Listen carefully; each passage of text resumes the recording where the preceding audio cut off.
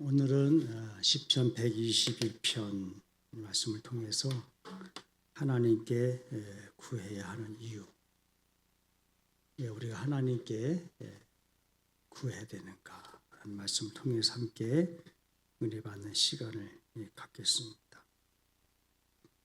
여기서 구해야 한다 구라는 것은 건져낼 구라는 뜻이에요. 건져낼 구. 그러니까 다시 말하면 룩포라는 거예요. 룩.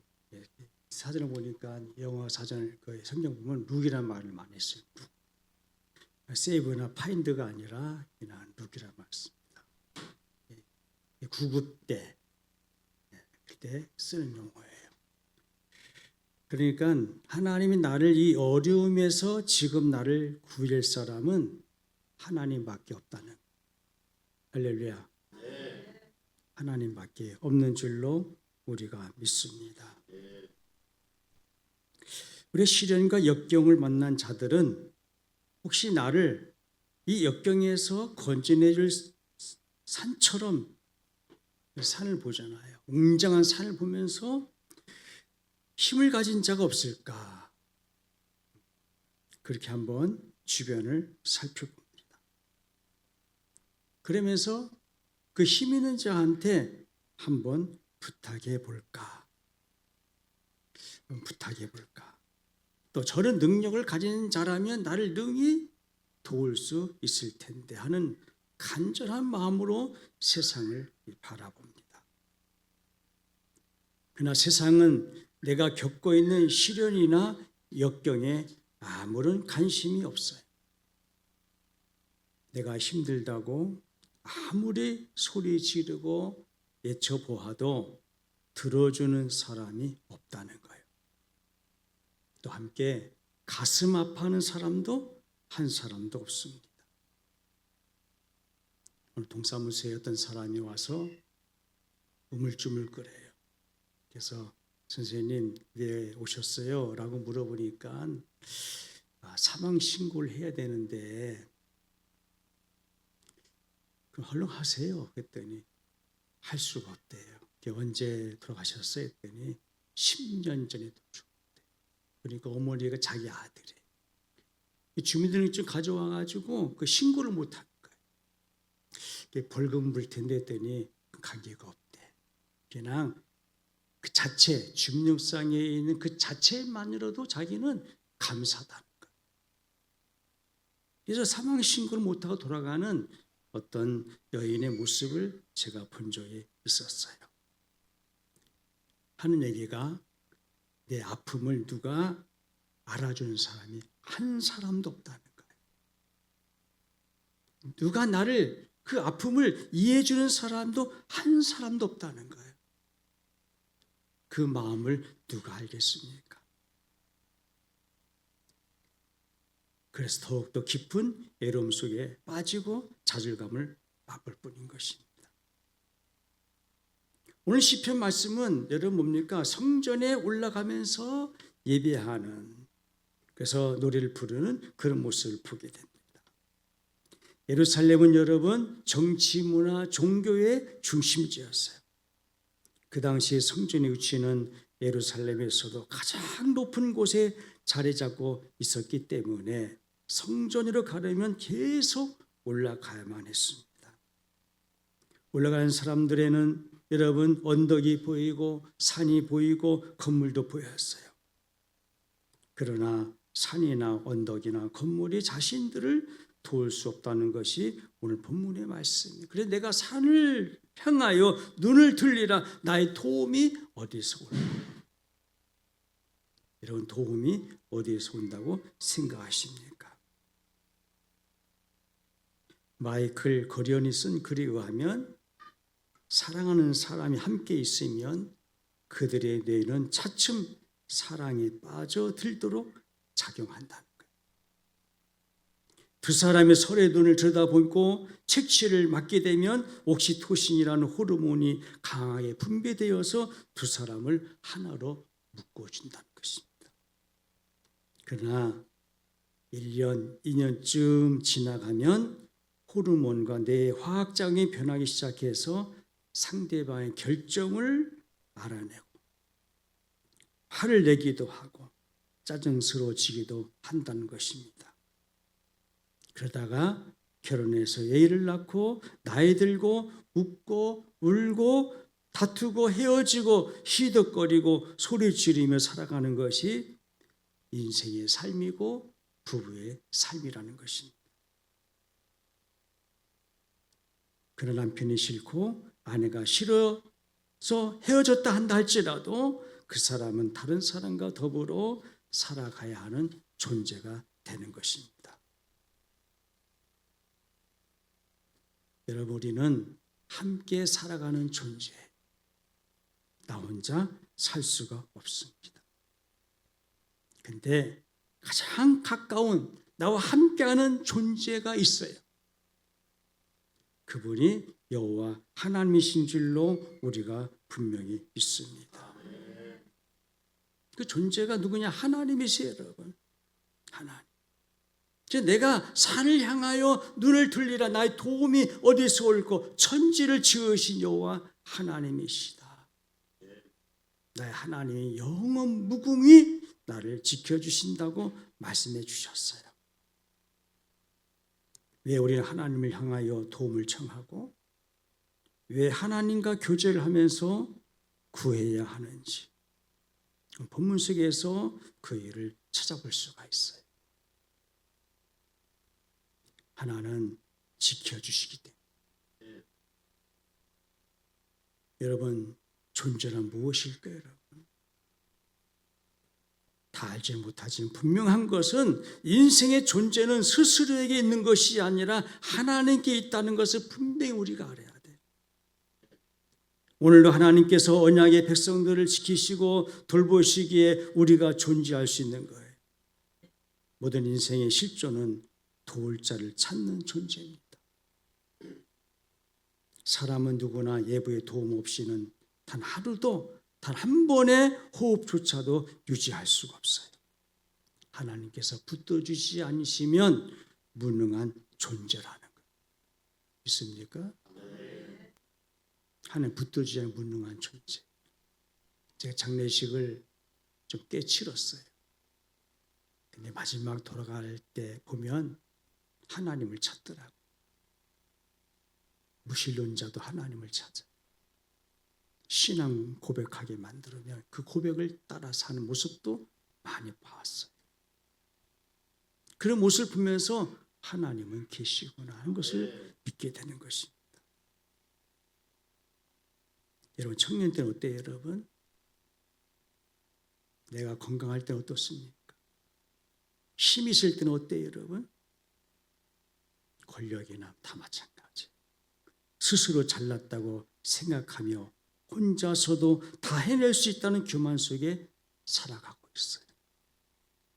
우리가 시간이 흐르면서 인생은 내가 붙드는 거 다 보인다 할지라도 사실은 하나님이 나를 붙들어 주셔야만이 내가 존재할 수 있다는 것을 우리는 깨닫고 알아야 된다는 것입니다. 나의 존재, 그 위에 계시는 하나님이 계시다는 것. 그분을 만나야 돼요. 그분을 의지해야 돼요. 나 혼자 스스로 살아갈 수가 없습니다. 오늘 시편 기자는 지키신다. 계속해서 지켜주신다. 라고 반복해 주고 있어요. 하나님은 졸지도 주무시도 않는 분이십니다. 여러분, 돈이나 명예, 전문 면허증이나 보험 증서가 우리의 그늘이 될 수 있을까요, 여러분? 권력이 우리의 그늘이 될 수가 있을까요, 여러분? 잠시 있다가 사라지는 안개와 같아요. 진정한 그늘은 오직 나를 지켜주시는 하나님 한 분이신 줄로 우리가 믿습니다. 그분은 낮에 해와 밤에 달의 모든 위험과 위협으로부터 우리를 보호하고 계신다는 사실을 깨달아야 될 줄로 우리가 믿습니다. 오늘 말씀 보니까 지켜주신다 계속 나와요. 6번이나 반복해서 말씀해 주고 있어요. 날 지켜주신다. 머리도 하나 상하지 않도록, 눈동자 지켜주신까지 지켜주신다. 이 지킨다는 뜻이 뭐예요, 여러분? 누가 나를 해친다는 사실이에요. 나를 넘어뜨린다는 사실이에요. 내 주위에는 원수와 위험과 위기가 도사리가 있다는 것을 전제하고 있다는 거예요, 여러분. 전 세계적으로 여러분 많은 사건 사고가 일어나고 있습니다. 지진이 발생하고 쓰나미가 발생하고 산사태가 발생하고 태풍이 몰아붙이고 집중 계열성 폭우로 인해서 집이 떠나가고 다리가 무너지는 경우가 많아요. 또 한파와 가뭄 등 수많은 사건 사고들이 우리 주변에서 수없이 일어나고 있어요, 여러분. 그러면서 핸드폰에 일기예보를 보면서 우리 그 핸드폰의 일기예보가 우리를 여러분 예보하고 있으니까 여러분 틀릴 때가 많아요, 여러분. 근데 이런 큰 사건들 보면 예보가 없다는 거예요. 누가 이러한 일들을 막아낼 수가 있겠습니까? 오늘 이 시간에서 떠나도 예고를 알 수가 없어요. 가다가 여러분 사건 사고가 생길 수도 있어요. 예고가 없다는 것입니다, 여러분. 우리는 한치 앞을 내다볼 수가 없어요. 그래서 오늘 말씀 보니까 지키신다라고 반복해 주고 있어요. 그러면 어떻게 지켜주시는가? 3절 말씀 보니까 너로 실족치 않게 하신다 그랬어요. 여러분 실족이란 뭡니까, 여러분? 발을 헛디뎌 넘어지는 것을 말합니다. 실패나 실수를 일부러 죽인 사람은 없어요. 그러나 인생을 살다 보면 실패가 있고 돌이키기 힘든 실수가 있기 마련입니다. 그런데 하나님은 실족하지 않도록 지켜주신다 말씀해 주셨어요. 누가복음 22장 30절의 말씀 보니까 시몬아 보라 사탄이 밀가부르듯 하려고 너희를 청구하였으나 그러나 내가 너를 위하여 내 빛이 떨어지지 않기를 기도하였노니 너는 돌이킨 후에 내 형제를 굳게 하라 그랬어요. 마귀가 베드로를 흔들어 넘어뜨리고 실족하게 하랬지만 주님께서 친히 기도하시고 붙들어 주심으로 다시 일어서게 하신다는 말씀인 것입니다. 하나님 여러분을 지금까지 붙들어 주심으로 말미암아 여러분 여기까지 오신 거예요. 하나님 붙들어 주지 않으면 살아갈 수가 없어요.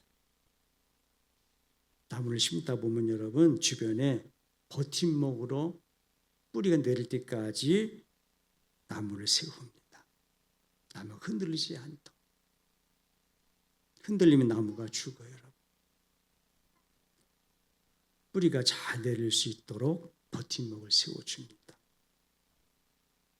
아이가 자라게 되면 부모가 버팀목이에요. 여러분 자녀들이 그냥 내가 스스로 큰 줄로 착각하고 있어요. 한 얘기 뭐예요, 여러분? 나도 나이가 몇 살인데 나 나이만큼 먹었어. 아직까지 어린아이가 아니야 라고 얘기해 주고 있습니다. 그러나 그 위에는 버팀목이 있기 때문에 여기까지 온 거예요. 우리의 버팀목은 하나님이십니다. 하나님 여러분을 붙들어주시고 지켜주시고 꽉 잡아주셨기 때문에 여기까지 온 거예요. 그래서 우리 하나님 앞에 늘 감사를 드려야 될 줄로 우리가 믿습니다. 실족지 않게 주신다. 우리 실족할 때 많아요, 여러분. 그래도 하나님을 바라봐야 돼요. 그 다음에 졸지 아니하시며 졸지도 아니하고 주무시도 아니하시다 그랬어요. 졸고 자는 것은 생리현상이에요. 피곤하면 졸고 때가 되면 잠이 오는 것이 바로 인간들의 모습이에요. 2022년도에 10월경에 무안경찰서에 그 이름이 무인경찰서가 되어버리고 말았어요. 경찰서가 이런 일이 있을 수 있을까 하는 생각을 다시 한번 갖게 됩니다. 새벽에 여러분 5시 30분경에 정문 차량 차단기는 내려져 있고 불은 다 꺼져 있었어요. 옆에 문이 열려 있어서 기자가 그 경찰서에 들어갑니다. 그러나 근무자를 찾아볼 수가 없었어요. 전화를 걸었어요. 무안 경찰서에다. 어떤 멘트가 나오냐면 은총이 가득하신 마리아님이 기뻐하시는 뭐뭐 성당입니다 라는 멘트가 나왔어요. 경찰서 이렇게 나왔어요. 여러분, 경찰서 형사팀 2층 불이 꺼지고 문이 닫혀 있었어요. 그 112 상황실 통신기계실에도 문이 활짝 열려 있었어요. 기자가 1시간 동안 오랑대를 했는데도 단 한 명도 경찰관을 만날 수가 없었어요. 근데 경찰관 11명이 모두가 쿨쿨 잠자고 있다는 것입니다. 여러분, 상상할 수 있겠습니까? 여러분, 상상할 수 없는 일이에요. 군대에서 만약에 잠자고 있다면 그는 사형선고와 마찬가지예요. 제가 군대 생활하면서 화천으로 사방거리로 훈련 나간 적이 있었어요. 1월 달에. 근데 여러분, 이럴 때 훈련 나가 보니까 얼마나 춥겠습니까? 영하 보통 30도, 40도가 돼요, 여러분. 체감 온도가. 근데 훈련 받아보면 적군과 아군 있잖아요, 여러분. 가상 적군이 있어요, 아군이 있고. 그래서 아군과 적군이 그 우리 부대를 뚫고 지나갔어요. 파자를 붙였어요. 뚫고 지나갔다는 거예요. 그러니까 연대장이 전 연대를 집합해가지고 어떻게 했는지 아십니까, 여러분? 팬티바람으로 딱 세워서 벌 받은 적이 있었어요. 얼마나 추운지. 그래도 죽지 않더라고요, 여러분. 군대도 여러분 한번 뚫히면 그 부대는 다 죽는 거예요. 그 당지자 11명이 모두 잠자고 있다는 거예요, 여러분. 본관 출입문이 닫혀 있고 옆 출입문이 열려 있어서 아무나 오고 갈 수 있었어요, 여러분. 당직자들이 전 11명이 잠을 자고 있다는 것입니다. 아무나 오고 갈 수가 있었어요. 만약에 무장공비가 쳐들었다면 어떻게 하겠습니까? 총을 탈취한다면 어떻게 하겠습니까, 여러분?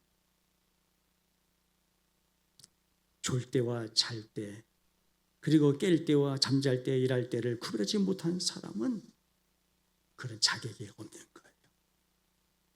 파수꾼이 졸면 전선이 무너집니다. 골키퍼가 졸면 그 팀은 패배해요.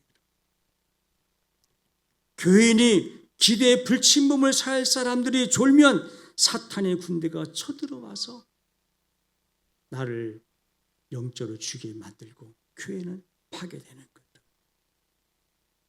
마태복음 13장 말씀 보니까 일꾼들이 어느 날 밭에 나가 씨를 뿌렸는데 며칠 지난 후에 다시 나가 보았더니 곡식과 함께 가라지가 자라고 있었어요. 그렇게 된 것은 원수가 와서 사람들이 잠잔 틈을 타서 가라지 씨를 덧뿌려 갔기 때문이라고 성경은 기록하고 있습니다. 영적으로 조는 것은 결코 좋은 일이 아니라는 거예요. 성경 멀리하는 것, 기도 멀리하는 것, 교회 봉사 멀리하는 것 모두 다 영적으로 잠자겠다는 것입니다.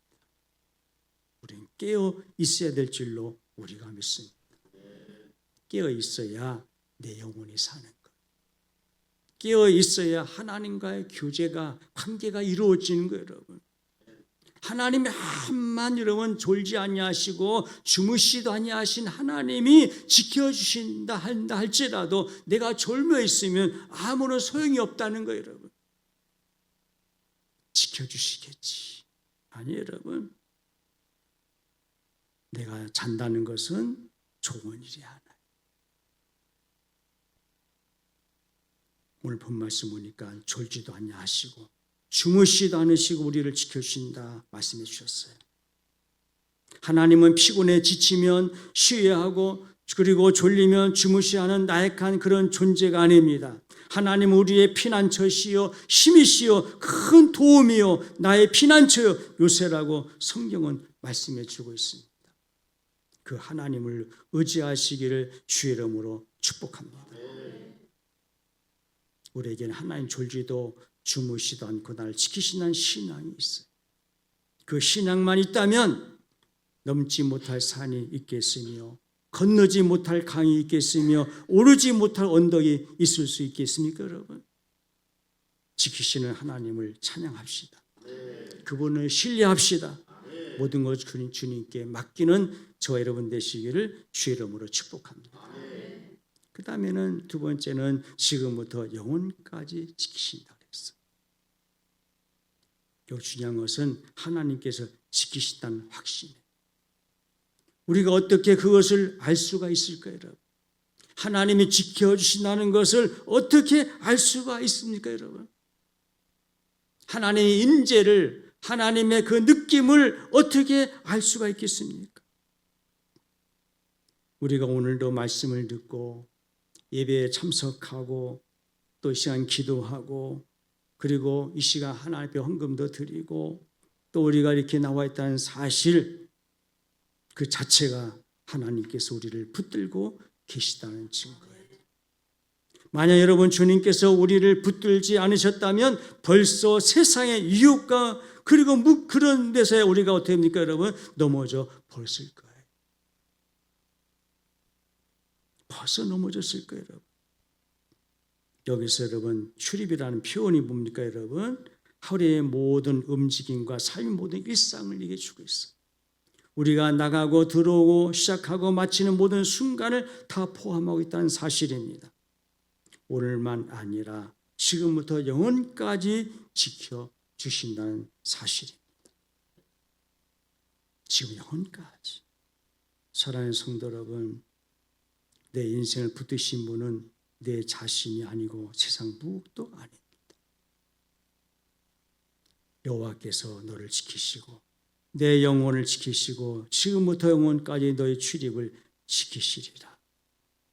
이 약속이 내 삶의 든든한 기초가 되시기를 주의 이름으로 축복합니다.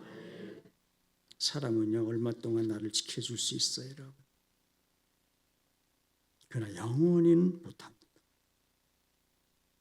7절 말씀 보니까 너를 지켜 모든 환난을 면케 하시며 내 영혼을 지켜주시리라.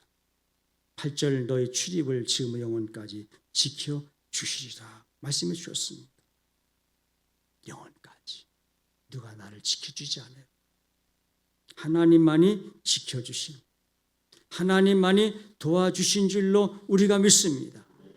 영원한 우리의 천국 갈 때까지 영원한 안내자가 우리 주님이신 줄로 우리가 믿습니다, 여러분. 하나님 나의 영원한 안내자이십니다. 경호자이십니다. 내 영혼을 지켜주시고 내 소유도 지켜주시고 내 생명도 내 가정도 내 자녀도 내 꿈도 가는 길도 지켜주신 분이 하나님이신 줄로 우리가 믿습니다. 낮에도 밤에도 동에서도 서에서도 산에서도 바다에서도 집에서도 집 밖에서도 어디든지 나를 지켜주신 분이 하나님이신 줄로 우리가 분명히 믿습니다. 우리 하나님이 나를 지켜주신 그런 하나님 때문에 그 하나님께 구해야 할 이유가 있는 거예요, 여러분. 다른 데 손을 벌리지 마시고 다른 데 사람 만나서 구하지 마시고 이것저것 기웃거리지 마시고 나를 지금까지 인도하신 하나님께 감사하면서 그분을 더욱더 의지하고 간구하는 우리 성도가 되시기를 주님의 이름으로 축복합니다. 기도하시겠습니다. 하나님 아버지 은혜와 사랑을 감사합니다. 오늘 말씀을 기억하면서 나를 지켜주신 분은 하나님이신 줄로 우리가 믿습니다. 그분만 바라보고 그분만 의지하고 그분 앞에 날만 나갈 수 있는 우리 모두가 되게 하여 주옵소서. 나는 아무것도 아니라는 존재를 다시 한번 깨닫고 나의 존재를 그 위에서 지켜주신 분은 여호와 하나님 한 분이신 줄로 믿습니다. 그분만 의지하게 하여 주옵시고 나의 잘못된 모든 그런 교만한 마음들을 다 내려놓게 하여 주옵소서. 내가 할 수 있다는 그런 마음도 다 내려놓게 하여 주옵소서. 나는 아무것도 할 수가 없습니다. 오직 주님만 의지하오니 주님께 날마다 나가게 하여 주옵소서. 예수님의 이름으로 기도하옵나이다. 아멘.